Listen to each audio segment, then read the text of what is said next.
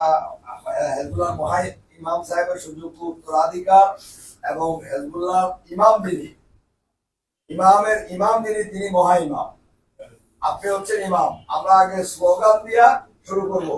নারে তাকবীর, নারে তাকবীর, ঈশ্বরী খাজা ফরিদপুর জিন্দাবাদ, ঈশ্বরী খাজা ফরিদ জিন্দাবাদ, আমরা খাজা মিয়াবাজার মুজাদ্দিদ জিন্দাবাদ, হেজবুল্লাহ মহা ইমাম খাজা মেজবাজার জিন্দাবাদ, হেজবুল্লাহ মহা ইমাম খাজা মেজবাজার মুজাদ্দিদ জিন্দাবাদ, হেজবুল্লাহ ইমাম খাজা মেজবাজার মুজাদ্দিদ জিন্দাবাদ, হেজবুল্লাহ ইমাম খাজা মেজবাজার মুজাদ্দিদ জিন্দাবাদ, জাকের পার্টি জিন্দাবাদ, জাকের পার্টি জিন্দাবাদ, হেজবুল্লাহ মহা ইমামের মহাপবিত্র আবির্ভাব জিন্দাবাদ, হেজবুল্লাহ মহা ইমামের মহাপবিত্র আবির্ভাব জিন্দাবাদ, মহাপবিত্র বিশ্ব উরস শরীফ জিন্দাবাদ, বিশ্ব উরস শরীফ 2025 জিন্দাবাদ, জাকের পার্টি জিন্দাবাদ, জাকের পার্টি স্বেচ্ছাসেবক জিন্দাবাদ, তাকবীর, হেজবুল্লাহ ইমামের আগমন শুভেচ্ছা স্বাগতম, হেজবুল্লাহ ইমাম খাজা মেজবাজারের আগমন শুভেচ্ছা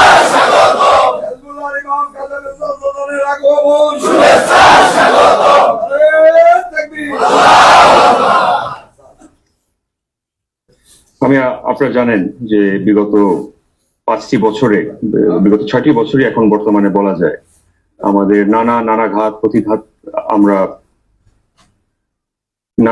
নানাভাবে রাজনৈতিক ভাবে আর্থসামাজিক ভাবে নানা কষ্টের মধ্যে দিয়ে আমরা পার করে কিন্তু আজকে জাকের পার্টি সারা বাংলাদেশে প্রতিষ্ঠিত রয়েছে।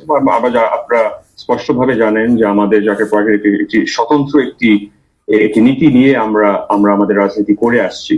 অনেকে অতীতে বলেছিল যে আমরা আওয়ামী লীগ সরকারের সাথে কেন ভাগ বাটোয়ারা আমরা গেলাম না, কেন আমরা 14 দলের অংশীদারিত্ব করলাম না। তো আজকে তো আপনারা স্পষ্টভাবেই দেখতে পাচ্ছেন, আজকে যদি সেখানে যদি আমরা আজকে ভাগ বাটোয়ারাতে করতে যেতাম আপনার 5টা সিটের জন্য, 7টা সিটের জন্য, একটা মন্ত্রণালয়ের জন্য, আজকে কিন্তু আমাদের সংগঠনটা একদম সম্পূর্ণভাবে চুরমার করে দেওয়ার একটা সুযোগ পেয়ে যেত। আবার অপরদিকে আপনি দেখবেন যে বাংলাদেশে বর্তমানে যে পরিস্থিতিটা বিরাজ করছে, এটা আসলে আমি হায়দার কাকা কি ফেসবুক লাইভে আছে? এটা কি লাইভে যাচ্ছে কোথাও? আচ্ছা, তাহলে আমি সীমিত পরিসরে বলছি। তো আপনাদের বাস্তবতাটা আপনারা জানেন, এত বড় একটি রাজনৈতিক পট পরিবর্তনের পরবর্তীকালীন সময়ে আমরা স্পষ্টভাবে বলেছি যে আমরা মানে 14 আমরা কোনো সময় ছিলাম না, এবং সাবেক সরকারের যে প্রতিপক্ষ যে 36 দলের যেই একটি জোট ছিল, সরকার বিরোধী যে জোট ছিল, সেই দলেও আমরা অংশীদারিত্ব করিনি। আমরা স্পষ্ট কথা বলেছি যে আমরা আমাদের স্বতন্ত্র একটি নীতি নিয়ে, স্বতন্ত্র একটি আদর্শ নিয়ে দেশের মানুষের কল্যাণের খেদমত করার জন্য এই জাকের পার্টিকে প্রতিষ্ঠিত করেছিল।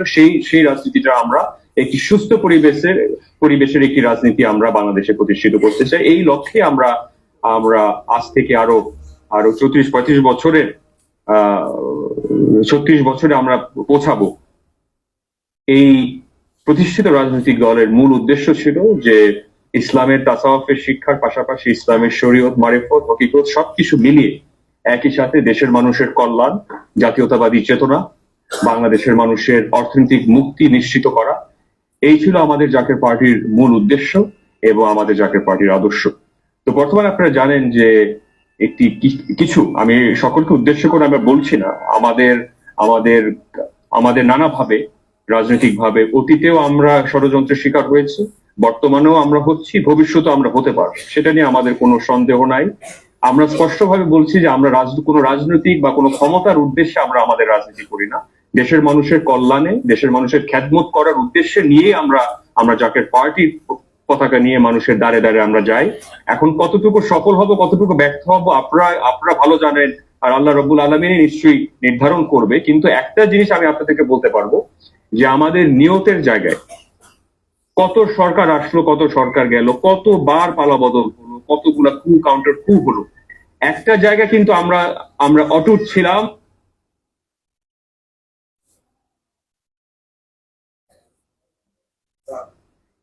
একটা জায়গায় আমরা অটুট রয়েছি, সেটা হচ্ছে যে আমাদের জাকের পার্টির যে পবিত্রতা এবং বিশ্বলি খাজা বা ফরিদপুর জাকের পার্টির মহান প্রতিষ্ঠাতার যে ইমানি নির্দেশ এবং হেজবুল্লাহর ইমামের যে নির্দেশে যে আমরা জাকের পার্টিকে আমরা পরিচালিত করছি, একটি নীতিবান, একটি আদর্শিক, একটি প্রগতিশীল, একটি জাতীয়তাবাদী চেতনায় ভরপুর এবং সত্য ইসলামের যে মূল নীতি, সেখানে তাসাউফের শিক্ষার পাশাপাশি আপনার শরীয়ত, মারিফত, হকিকত, আমি কথাগুলো আমি আপনাদের স্পষ্টভাবেই বলছি, যে ইসলাম প্রগতিশীল, যে ইসলাম ইনক্লুসিভ, যে ইসলাম টলারেন্ট, যে ইসলাম সকল ধর্ম বর্ণ নির্বিশেষে সকল শ্রেণী পেশার মানুষকে ঐক্যবদ্ধ করতে পারে, সেই ইসলামের দাওয়াত নিয়ে আমরা 800 বছর অতীতে বাংলাদেশে আমরা এসেছিলাম, বর্তমানে আমরা রয়েছে এবং আপনাদেরকে নিশ্চিত করে বলতে পারবো আগামী 1000 বছর আমরা বাংলাদেশে ইনশাল্লাহ আমরা প্রতিষ্ঠিত আমরা থাকবো। তো বর্তমানে আমি জানি যে আপনার মানে সুন্নি তরিকতপন্থীদের কয়েক সময় আমরা দেখতে পাচ্ছি যে অনেক সময় যে কোণঠাসা করার একটি চেষ্টা, একটি অপচেষ্টা, একটি ষড়যন্ত্র করার একটি চেষ্টা থাকতে পারে। এখন আমি একটা কথা আমি স্পষ্টভাবে বলি, অন্য কোনো দরবারে যদি শরীয়ত বিপরীত কোনো কর্মকাণ্ড হয়ে থাকে তার দায়ভার তো আমরা নিতে পারি না। বাংলাদেশে আপনার 80,000-এর উপরেও আপনার দরবার আছে, আপনার 1.5 লাখের উপরে পীর মাশায়েখরা রয়েছে। এখন কারো কোনো বিশিষ্ট কোনো দরবারের কোনো বিশিষ্ট কোনো মুরিদানের কোনো বেইজের কোনো অপকর্মের কারণে বা ইসলামের শরীয়ত সমর্থিত বিপরীত কোনো কর্মকাণ্ডের কারণে আমরা কেন সমালোচনার সম্মুখীন হব, এই জিনিসটা কিন্তু আপনাদের পরিষ্কারভাবে বলতে হবে। আমরা জাকের পার্টির মহান প্রতিষ্ঠাতা, জাকের পার্টির ইমাম, এবং আমি আপনাদের একদম ক্ষুদ্র পরিসর মানুষ হলো আমি আপনাদেরকে স্পষ্টভাবে বলেছি যে আমরা শরীয়তের 1 পরিমাণ বাইরেও যেও আমরা আমাদের ইসলামের কোন চর্চায় আমরা বিশ্বাস করি না। এটা আমরা প্রতিষ্ঠিত করা করব যেটা শরীয়ত বিপরীত হয়, এটা আমরা কোনো সময় প্রতিষ্ঠিত হতে দিতে পারি না। এমনকি অনেক সময় আপনারা জানেন আমাদের নিয়ত নিয়ে অনেক সময় মানে প্রশ্নবিদ্ধ করা হয়। আপনি পা ধরে আপনি সালাম করেন, হাতে চুম্বন দেন বা আপনি মুখে গালে চুম্বন দেন। আজকে আমার একটা ছোট বাচ্চা আছে, সেই বাচ্চাকে যদি আমি মুখে চুম্বন দেই এটা কি শিরক হয়ে যাবে? তো মূল কথা হচ্ছে যে এটা আমার নিয়ত, আমার নিয়ত যদি সঠিক থাকে, আপনি তো কেউ এটা আল্লাহর সাথে আমি কাউকে তুলনা করছি না, কোনো মানব জাতির তো তুলনা করার প্রশ্নই আসে না। এটা এই ধরনের শরীয়ত মানে পরিপন্থী আমরা কোনো সময় বক্তব্য আমরা কোনো সময় দিও না, আমরা ভবিষ্যতে আমরা কোনো সময় দিব না। যেই কথাটা আমরা বলেছি যে আমাদের বাহ্যিক ইসলামের যে বাহ্যিক যে চর্চাটা, শরীয়তের চর্চার পাশাপাশি তাসাউফের চর্চাটা কিন্তু অতি গুরুত্বপূর্ণ। যেরকম একটা দেহ কিন্তু আপনার রুহ ছাড়া কিন্তু জাগ্রত থাকতে পারে না, তেমনি ভাবে ইসলামের শরীয়ত তাসাউফের শিক্ষা ছাড়া কিন্তু জাগ্রত থাকতে পারে না। এটাই হচ্ছে বাস্তব কথা, এটাই ছিল আমাদের মূল ইসলামের আমাদের মূল বাণী। এখন অনেকে আমাদের নানা কারণে আমাদের সমালোচনা করতে পারে, সেটাও আমি মেনে নিচ্ছি, এবং আমি সম্মানের সহিত মেনে নিচ্ছি। নানা মতের মানুষ থাকতে পারে, নানা ধর্ম বর্ণ নির্বিশেষে সকল মানুষের মত প্রকাশের স্বাধীনতা রয়েছে।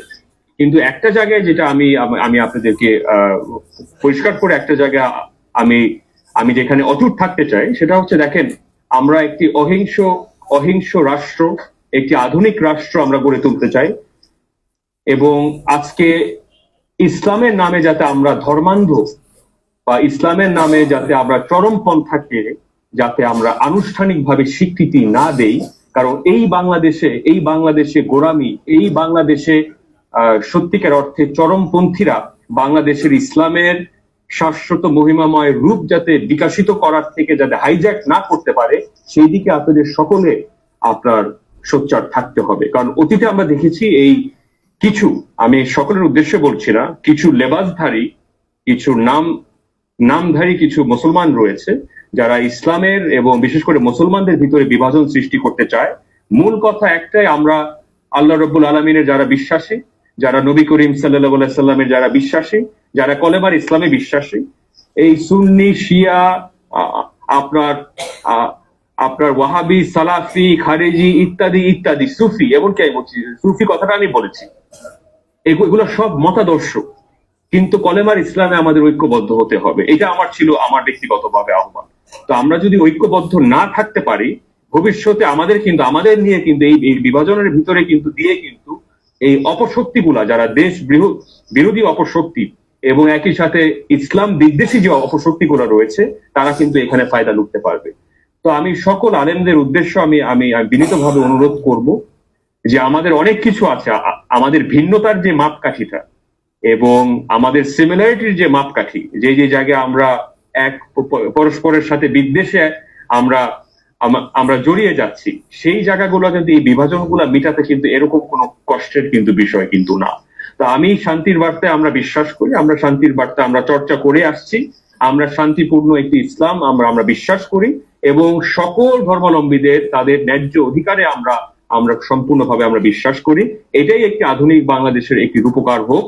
এবং আমি বিশ্বাস করি এই সকল রাজনৈতিক দল আমরা দেখেছি বাংলাদেশে, কিন্তু ভবিষ্যতে এই পরীক্ষা পার করে আমি মনে করি, আমি বিশ্বাস করি ভবিষ্যতের যে বাংলাদেশ, যে গড়ার যে স্বপ্নের যে সোনালী বাংলাদেশ, সমৃদ্ধশালী বাংলাদেশ, সেটা শেষমেশ একমাত্র জাকের পার্টি গড়তে পারবে।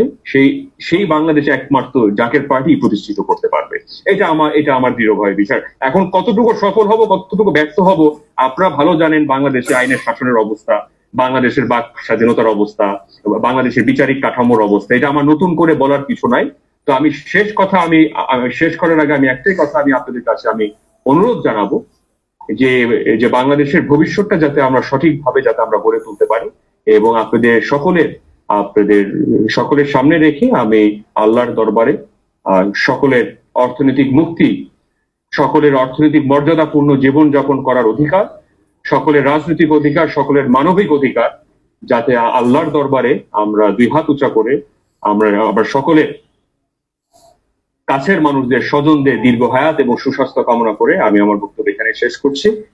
ওয়াকির দাওয়ানা ওয়াল আলহামদুলিল্লাহি রাব্বিল আলামিন। আসসালামু আলাইকুম ওয়া রাহমাতুল্লাহি ওয়া বারাকাতুহু। আপনারা ভালো থাকবেন, সুস্থ থাকবেন, এবং আজকে আব্বুর জন্মদিন, তো তিনার দীর্ঘ হায়াত এবং সুস্বাস্থ্যের জন্য আপনারা আল্লাহর দরবারে আপনারা দুই হাত উঁচা করে আপনারা ভিক্ষা চাবেন। আপনারা ভালো থাকবেন, সুস্থ থাকবেন। আসসালামু আলাইকুম। আমরা লাইভ অফ করো, লাইট অফ করে দেন। লাইভ অফ করো।